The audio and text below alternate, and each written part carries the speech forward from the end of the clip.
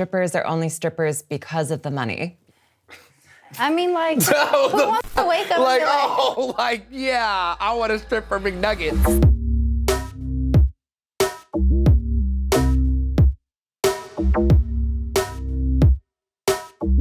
I spent a day with strippers on this channel 4 years ago, and for obvious reasons, it was one of the most popular episodes we've ever done. Hey, Anthony, what's better than one stripper on camera? Ooh, 3 strippers on camera. Yeah. All at once. Yeah, let's get into it. Stripping is not a real job. What is a real job? Yeah. I feel like a real job, you're like chained onto someone else's time and you have to be there at a certain time and clock out, clock in. You have your lunch when they tell you to, and it's like, who are you to tell me what I could do? Absolutely. But I feel like people who say that stripping isn't a real job hasn't worked as a stripper to understand how hard of a job it really is, and that we're multifaceted. We have to be salespeople, right? We have to be fitness gurus. We have to keep ourselves in shape, right? We have to be talkative. We have to know money management. Like, it's not just you're clocking in, clocking out. It's real. You got to move very strategically. Like, I can't just walk in and make money. It's conversation. It's personality. Like how you said, it's a workout. I'd like to challenge anybody who thinks stripping's not a real job to try it, just for like one night and see if you can cut it. Silly Scylla said they make hella good money every single night. It has its highs and its lows. Yeah. Honestly, you can walk in and you can only get your house fee paid off. Yeah. And sometimes, baby, I make 1,000. I can make 600. I can make 300. And honestly, it's a hit and miss. For every stripper who's had the experience of like,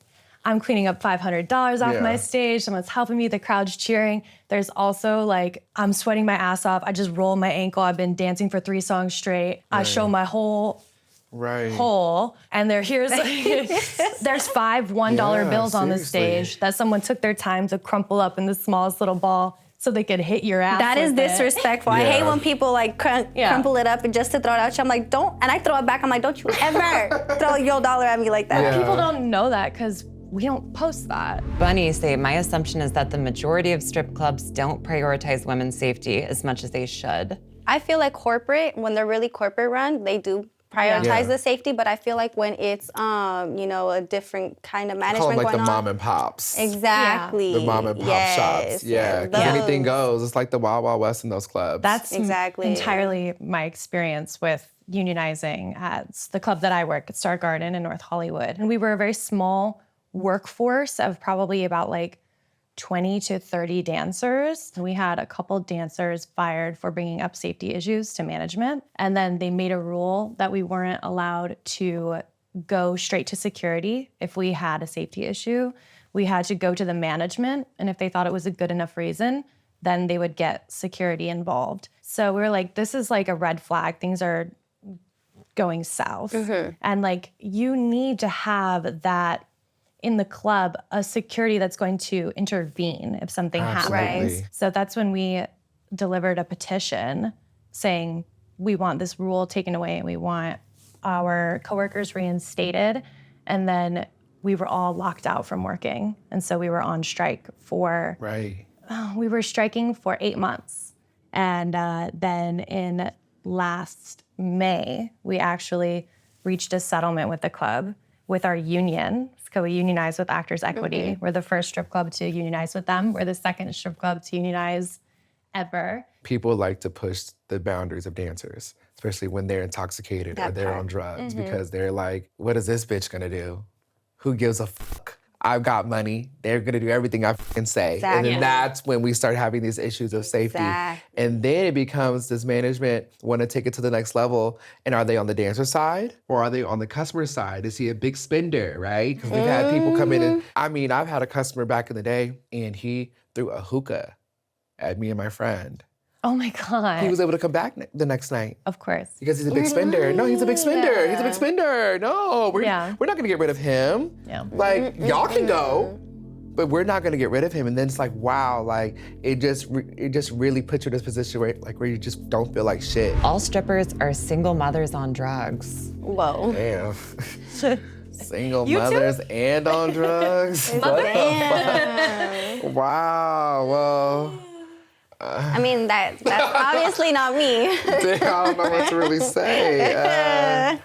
No, I don't think that's the case. There are maybe some single mothers who are on drugs, sadly, and stripping, but that's definitely not the case. Most of us are just either just trying to make ends meet, you know? And you can only be doing drugs for so long in this industry because your body starts to deteriorate. Customers no longer want to get dances from you. Management doesn't want to hire you. Burnout is like so real, even if you are healthy in this industry, like the constantly working out and like the mental energy of talking to people all the time is like you'll burn out even if you are healthy. So it's hard to maintain that if you're on drugs. Money for drugs and childcare sounds like a lot. Strippers are only strippers because of the money. I mean, like, wake up. Like, oh, like, yeah, I want to strip for McNuggets.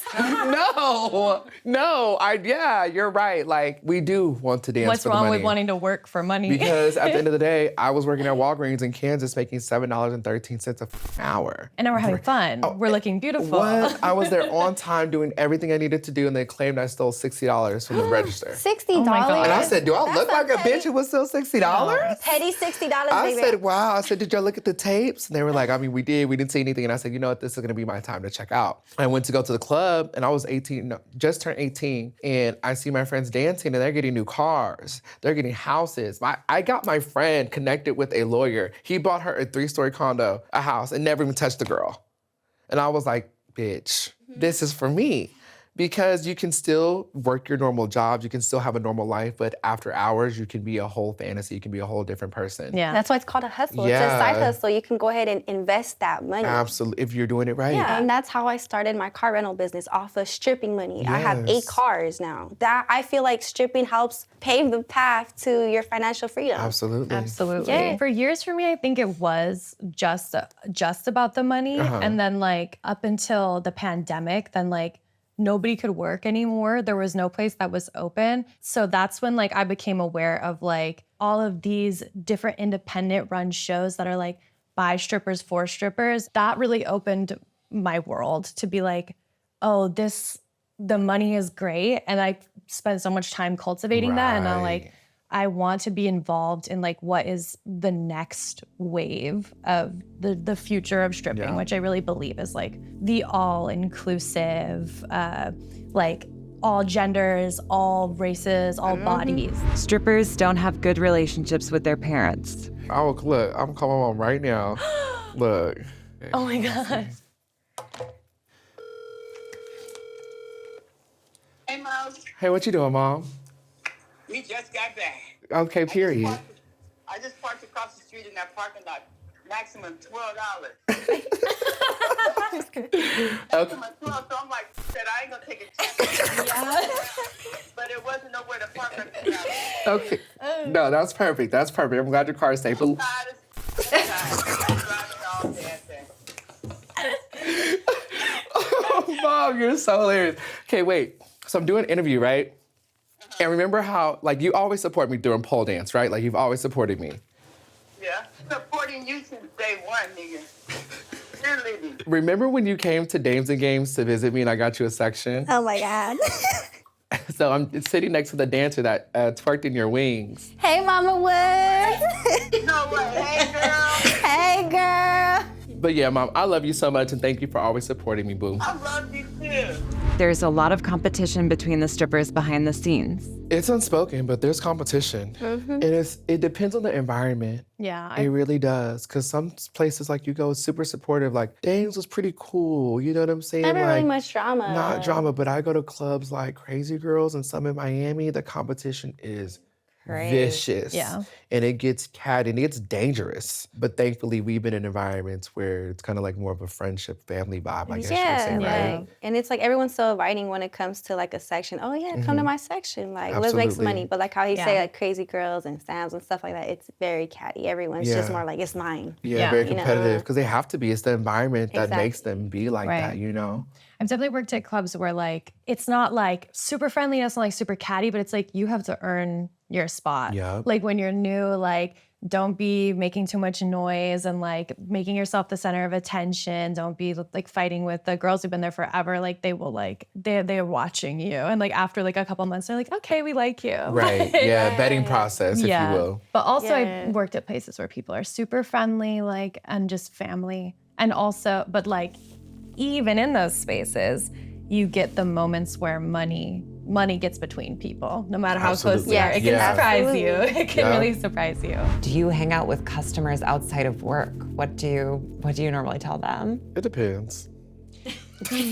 Well, it's hard when you create your own. I'm not Many gonna hold people y'all. watch it. Well, You know, it depends. It depends. You know, like. When you create your own show, like you Yeah. have, and like the co-op, like you have to be in these people's DMs and convince them to come. We have to be in people's ear, even if you're not hanging out. You do have to develop somewhat of a relationship to be like, Absolutely. come see us because we're taking care of our own. But the goal too, like sometimes if you start seeing customers outside of work, they don't want to come see you at work. That's true.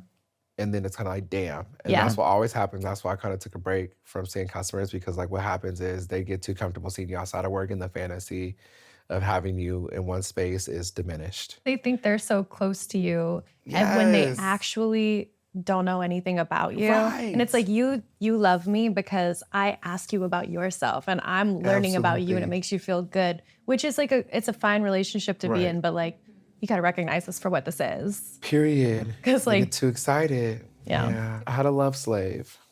Whoa. Yeah.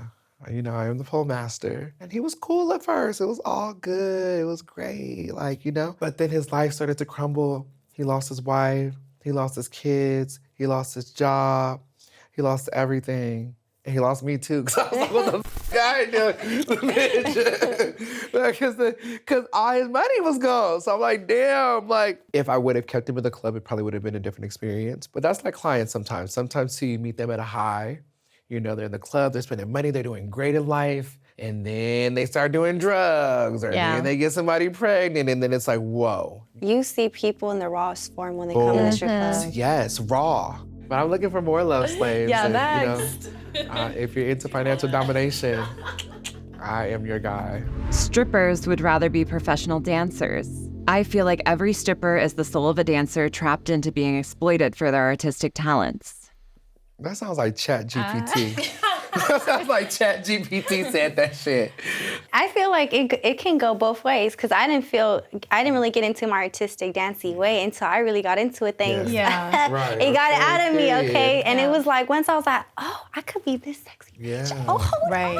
on. So it became like a hobby. That assumption is sort of diminishing, because it's like, well, a pole dancer is a dancer. Like it doesn't. That's two just a different type of worlds. dancer. Like So I think there's professional dancing, Yeah. like you can work for music videos and Yeah. et cetera, but there's girls that strip and Period. dance Both, professionally. You right. could do both. You could. I do both. Shit. I like the feeling that, like, professional dancing. The feeling I get from professional dancing is great, but the feeling I get from stripping is like so unique, and I'm just loving it because Yeah. there's gonna be a point in my life where I'm not a dancer and I'm not gonna be a young chicken, right? Being able to entice like I used to. So it's like enjoy it while it lasts, you know. And it takes a special person to get on stage and seduce, and like, if you know what I'm talking about, you understand. It's a skill. It's a skill set that you have to learn. Like professional dancing, you can take classes and like you're training and you're doing all this, but stripping, they don't give you no blueprint. They tell you, this is what time you need to show up, pasties, bottoms, Yeah. you know, and that's it. And you have to learn. That's what I love so much about dancing, is because you have to learn from your environment or instructors or just trial and error. Has being a stripper made you more compassionate to people you wouldn't normally associate with? say more compassionate. I think it's giving me like a new perspective on straight men in a lot of situations. Like I feel like that's expected to be like sort of the enemy nowadays. But there's something about, I think, why a lot of people go to the strip club, especially straight men, I think need that element of sexuality in order to like get intimate and personal and like emotional with someone. And people who don't have that opportunity for whatever reason in their world, if the world has made them feel ugly or unloved, or if they work so much they can't start a family and they just desperately like want to hang around someone, like I've seen it be a really healing experience for some people. Right. So I think it's giving me more compassion in that way. But there's also definitely a lot of And I feel like jackass it's both. No, yeah, and I feel like it's both. Like you have people that are just don't have no one to talk to. They literally like, I'm gonna just pay you. Let me just talk to you. Right. I just want to talk to you. Yeah. And that's cool. Like, you know, I engage, of course, conversation. But do I feel any type of different? No, I just feel like I'm just clocking in and I'm just working. Right. That's how I Right. feel. That's what And then we're you here have for. exactly. So you have, it depends the mood, I feel like, of the person that you're dealing with. Yeah. Strippers are always dealing with stalkers. How do you establish your boundaries?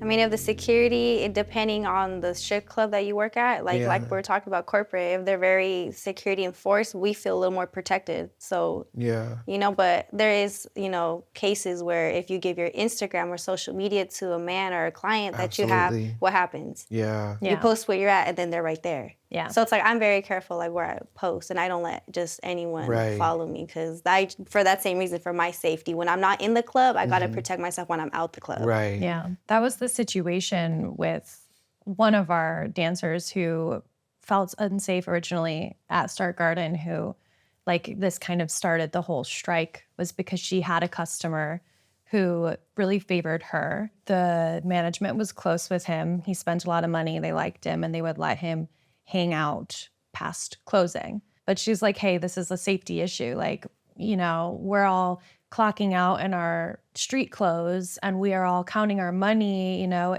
And she was like, I'd like it if you, you know, let him out when you let everyone out. They did not take her seriously at all. They made it into a huge joke. They were like, oh yeah, he's the security was like, he's stalking you. He's gonna kill you. Like, it's like, as a security, like, that's the opposite of what you should be saying. That's what you're getting paid It to should do. be your job to Exactly. take that seriously. And that is like, that's kind of what started it all off, is a simple request and you turn it into a joke. And it's like, but this shit happens. And it happens to sex workers Often. a lot, like are a huge target of violence. And even strippers, like who have a little more protection in the club. Once you're out of there, you're out of there. And Absolutely. if somebody's watching you, And it can even just not even about someone just stalking because they're obsessed with you. It could be like you're posting a good bag and you're with other baddies and whatnot, and people will literally try to Like my rob friend you. got robbed. Ace, she got $10,000 stolen from her. Wow. And she couldn't do anything but laugh. She literally was just like shook that it was all over. It was viral. She just literally got off work, worked all night long. They took their suitcase, their phones, everything Wow. at gunpoint in front of their apartment complex. So even like that, like getting followed from home in Ubers, like it's just so many different factors that go into it. Mitchell Lundgren says that I assume they are honestly very liberal in relationships and flirtatious in general, potentially not wanting to stay with a singular partner. I find that false. It's like if you understand what I do,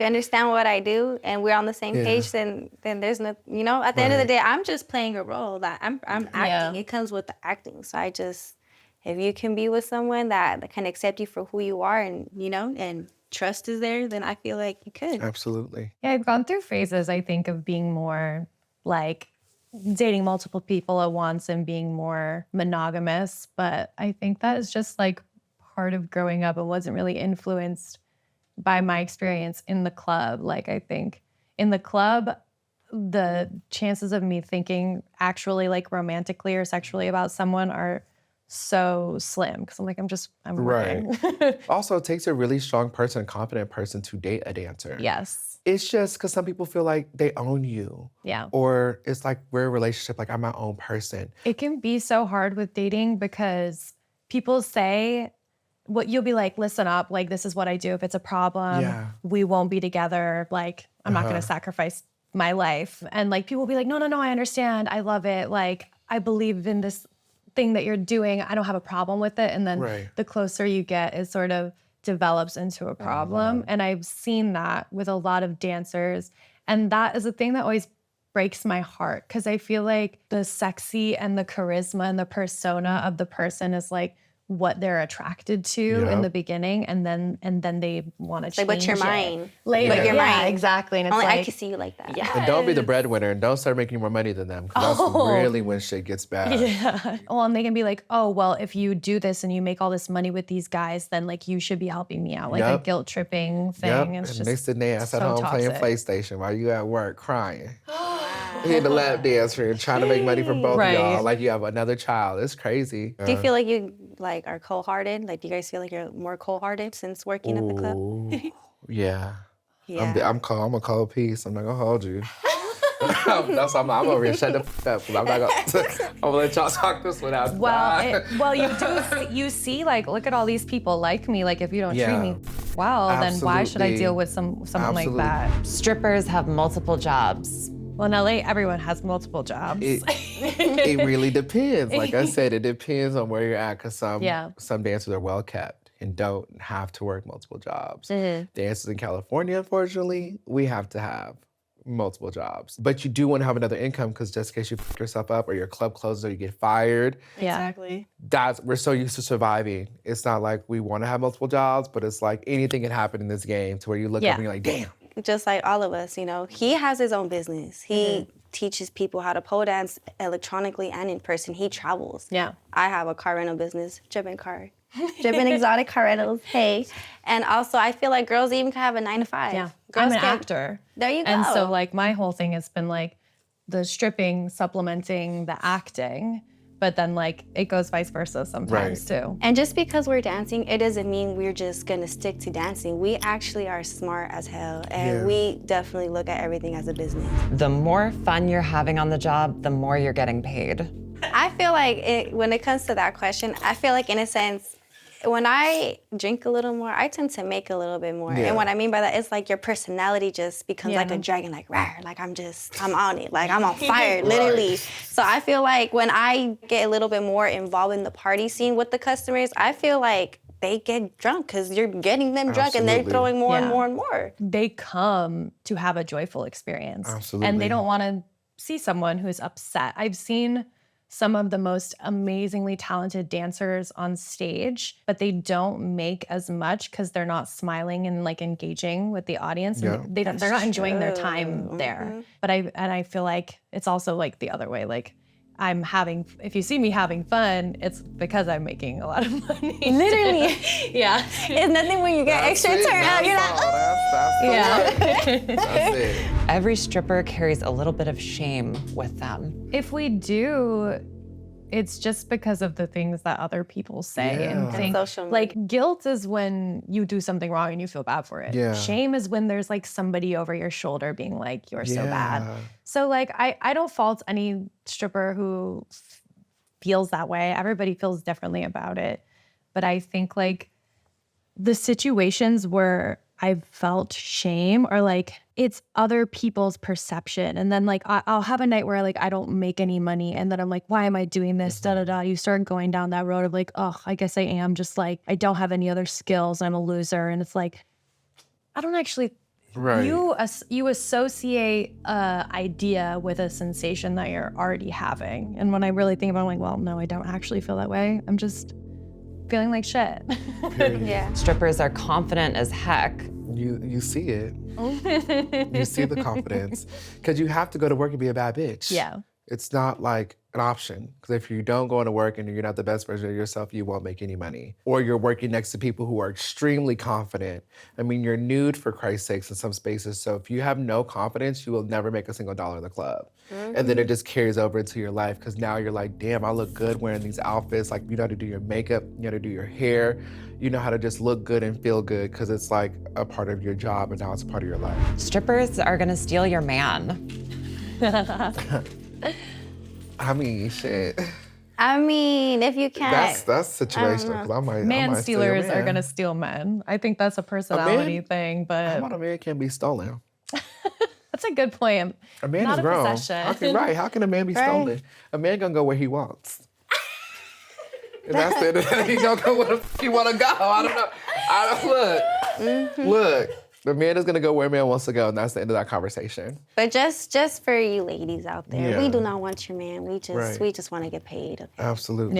Yeah. And if I wouldn't be stealing men at the strip club, I would go to some like bank or like I would steal a different caliber of man if I were to steal a man. I think, no offense to our It's strip like, keep club him, patrons. babes. You can keep him. Keep him. Actually, you doing your job. Everybody plays a role.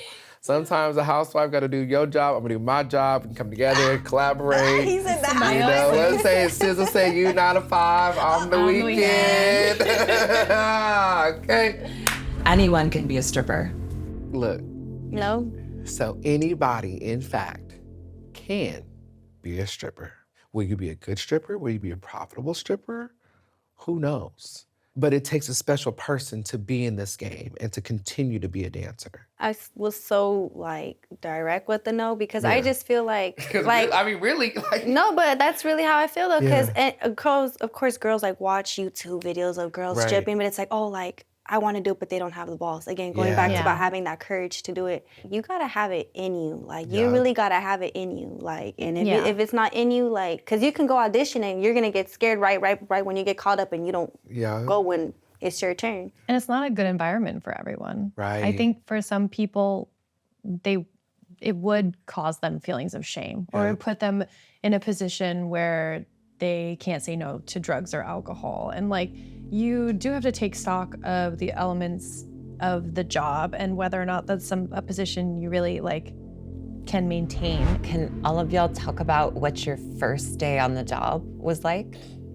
My first day was ridiculous. So the club was 21 and over, still made it in there. And I didn't even have no underwear to wear, so I had to borrow my friend's clean underwear. And I was dancing next to Twirls, McPhil, Apple Watts, Candace Kane, Carter the Body, and these are like LA legends.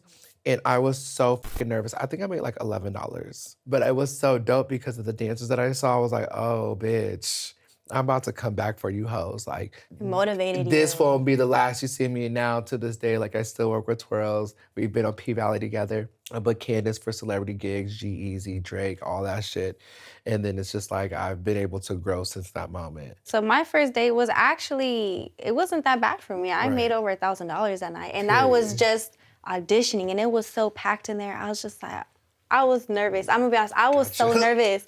I was so nervous and I just went on the stage and I just did my thing. And I had a couple of my friends come up and they supported me as well too. So I feel like that helped me, give me like more comfortability to know my people right there. But honestly, I don't really remember too much about the night, but I did remember that I made a good bag that night for sure. My first night in the strip club was in a little club in a small town in Michigan where I'm from.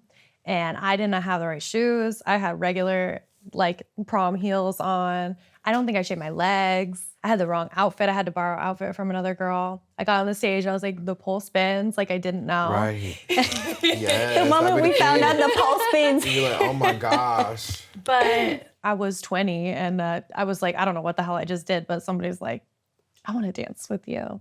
And I think I made $175. Yeah. I went home, put it in a pillowcase under my bed and was like, this is it. Like, right. I feel so good to have $175. Like, one night. Yeah. One night. Yes. And like, that is like, that's nothing compared to what it turned into. But I was like, oh, like the feeling of like, I can just go and do that and like have this money was like, it flipped a switch in me. When did you feel like it was right to start dancing? Like, when did you feel like it was your moment? I have two different moments, because there was one when I was professionally dancing, and there's one when I was in a club. One, for me, my professional dancing was when I got booked to dance for UCLA. I was 20 years old, and the queer community hit me up, and they're like, we want to book you to dance. I'm like, bitch, I don't even know how I'm going to get there. So I told my manager that I was shitting blood. And she's like, oh my God, that's going on with my boyfriend. Go home, go home. So then I got on the mother 5. It went straight to UCLA. Set up that pole. They paid me $1,000 to dance for 10 minutes. Oh my God. And I said, bitch, I made it. Like, I'm what? And then I knew when I was in the club, I got hired to dance at Penthouse Hollywood. And I was like one of the only pole dancers. I said, damn, bitch, like, I'm really in LA now. Like 2 years ago, I was like nobody. And now I'm working at one of the top clubs in LA. For me, I had done some pole classes, static, hence the not knowing the spinning. And I was living in Michigan. I knew I wanted to move to LA and be an actor. And I was like, oh, how will I make money? Maybe one day I could be a stripper, he. And like the first time I auditioned at that club, I got hired, but I didn't work that night. Like I was a little like nervous. And then I remember just like, I think it was like 6 months of like, thinking about it and being like, I want to be there. And like going back to the pole class and be like, no, like this is cool. But I actually like the stripping was the thing I was looking for. Yeah. And like, I just went back and, you know, was in college and like that money was life-changing and didn't look back. What about you, boo? I deep You down auditioned inside. and made $1,000, huh? Literally, that was my moment. I said, She I'm the This is for me. And it was like, Oh, I had shit. just turned 21. And I remember, so my birthday's in September. I didn't try out until October at Days and Games. And I was like, this is my moment. This is my moment. Even though I was scared as shit, it was just like, it's my moment. Because I was not, I'm going to be honest, I didn't feel comfortable being full nude. Like, I just didn't feel like that was for me. So deep down inside, I always wanted to do it. I just was waiting till 21. And once I hit 21, bam, I'm right there. And I'm just like, first night, try out. I'm like, okay, I'm in. My foot in the door. Okay, let's do it. You're right on time. Divine timing. What would you tell your like baby stripper self now, if you could tell them something? You're about to be the baddest bitch in the game. You don't even know. Like, you're gonna touch more strip clubs than you've ever known. You're gonna teach internationally. You're gonna have your own night. You're gonna do everything you said you're gonna do, bitch. And then some. With me, I think it was just more so of just my stage presence and also like finessing more of my environment. And I feel like telling my baby self is like, girl, you gonna get there. Like, it's okay. Cause I feel like I was really that shy girl. Like in a sense of like, I'm like innocent. Like I was really cool. And then once I get in there, it's like, well, I'm this and I'm that and I'm ooh, so then it's like, girl, it's gonna come. It's okay. Like, it's okay. Yeah. I would say it's okay to spend money taking care of yourself. Absolutely. And like that's first and foremost what this is for. Your health is your wealth. And it's okay to like want to be friends with everybody. Like I think in the beginning I was like, I'm not here to make friends. But like actually like I have found some of the most fulfilling friendships and like long lasting relationships through this job. And I'm really grateful for the people I've met. What advice would you give someone looking to start dancing? I feel like in the season right now, it's kind of tough. So don't expect what you see on Instagram and TikTok. These girls, oh, I made this in one day. Oh, look, one dance, this on stage. When you see that, that's that girl's money within 3 days, 5 days out of working. So much that, oh, I made this in one night. No, baby. She's been saving that up all week and finally posting on social media. So what you see on social media, don't let that motivate you to do it. Do it because you want to put yourself and feel comfortable to be in that situation and realize it's hard and there's a real dark side to it. And if you're ready for that ride, then girl, ride. Look at your money at the end of the month or the week, not the end of the night. And then really ask yourself, what's everything that I had to do to make this and can I sustain it? Period. Because it's a lot to put yourself through and a lot of like, oh, I gotta get these shoes, I gotta hair, makeup, et cetera, to then end up not going through with it. If you don't have to, don't do it. Like if you don't have to, don't do it because your life's gonna change. Whether it be good or bad, just being in the club, your life's gonna change, like, period. And then if you are gonna do it, be the best, period. Like, be the baddest. Like, be the best version of yourself, babes, because you only live once. I am always available and looking for new pay pigs. DM me, tweet me, however you need to reach me, period. I'm ready. I need new clients. I need to be reimbursed.